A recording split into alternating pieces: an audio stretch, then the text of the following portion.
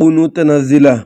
اللهم اهدنا فيمن هديت، وعافنا فيمن عافيت، وتولنا فيمن توليت، وبارك لنا فيما أعطيت، وقنا شر ما قضيت، فإنك تقضي ولا يقضى عليك، وإنه لا يذل من واليت ولا يعز من عاديت، تباركت ربنا وتعاليت. نستغفرك ونتوب إليك، وصلى الله على النبي الكريم.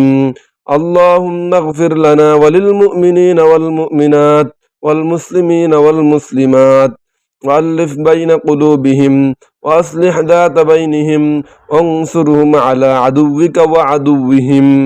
اللهم لعن الكفرة الذين يصدون عن سبيلك ويكذبون رسلك ويقاتلون أولياءك.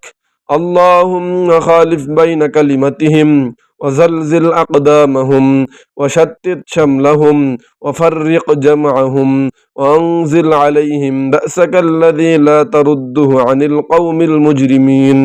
وصلى الله على النبي الكريم। এই কুনুতে নাজিলা আমরা সবাই বেশি বেশি পড়বার লাগে চেষ্টা করাম। আর বর্তমান সবাই আমরা ফজরের নমাজের সময় লাশ রাকাতের রুকুত থেকে খারিয়া সিজদাত যাবার আগ মুহূর্ত, এই সময়ের মধ্যে আমরা এটা পাঠ করতাম। বর্তমান দেশের পরিস্থিতি খুবই খারাপ, দেশের লেগে দোয়া করতাম আল্লাহ যেন এই পরিস্থিতি ঠিক করে দেয়। ইনশাল্লাহ সবাই আমল করার চেষ্টা করাম।